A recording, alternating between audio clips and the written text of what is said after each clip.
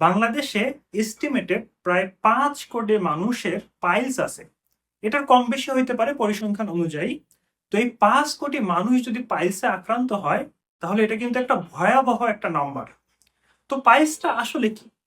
Piles হলো আমাদের যে পায়খানার রাস্তা আছে, পায়খানার রাস্তায় যে রক্তনালীগুলো থাকে, এই রক্তনালীগুলো প্রসারিত হয়ে যদি বের হয়ে যায় বা ফুলে যায়। এটা কেন হচ্ছে?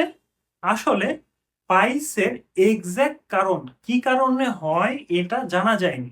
তবে যাদের পায়খানা অনেক শক্ত থাকে, দীর্ঘদিন ধরে কনস্টিপেশনে ভোগেন, তাদের মধ্যে এই পাইলসের হওয়ার সম্ভাবনাটা অনেক বেড়ে যায়। তো এখন আপনার এই পাইলস হয়েছে কিনা বুঝবেন কিভাবে? সাধারণত পাইলস 3 ধরনের হয়ে থাকে। প্রথম, ফার্স্ট ডিগ্রি যে পাইলসটা হয়, এটা আপনার পায়খানা রাস্তার ভিতরে থাকে, এটা বাইরে বের হয় না। তো এই পাইলস যখন থাকবে তখন পায়খানা করার পরে ফ্রেশ রক্ত ফোঁটায় ফোঁটায় পড়বে।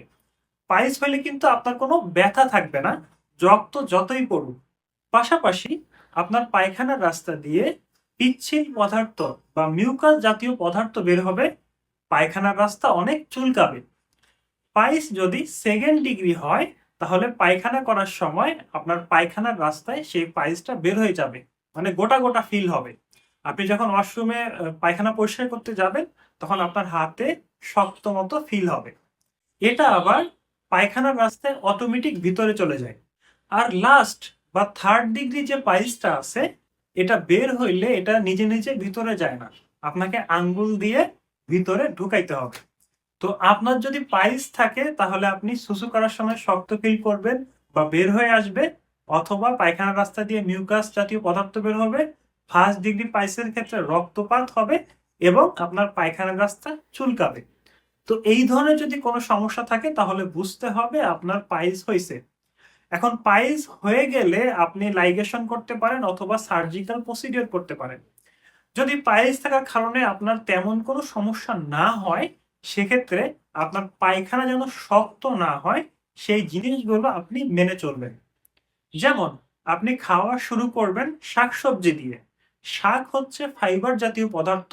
এটা যখন আপনার খাদ্যনালীতে যাবে, এটা পানি ধরে রাখবে, যার ফলে আপনার পায়খানাটা নরম হবে এবং পাইলস যেটা আছে সেটা আর বাড়বে না বা নতুন করে হওয়ার চান্সও তৈরি হবে না। অথবা আপনি ইউসুফগুলের ভুসি খাইতে পারেন খাওয়ার আগে। ইউসুফগুলের ভুসিও হচ্ছে একটা ফাইবার, যেটা আপনার পায়খানাটাকে নরম রাখবে। এবং প্রচুর পরিমাণে পানি খাবেন। শুরুর দিকে বেশি করে পানি খেলে আপনার পায়খানা নরম হবে না, কারণ সেটা প্রস্রাবের রাস্তা দিয়ে বের হয়ে যায়।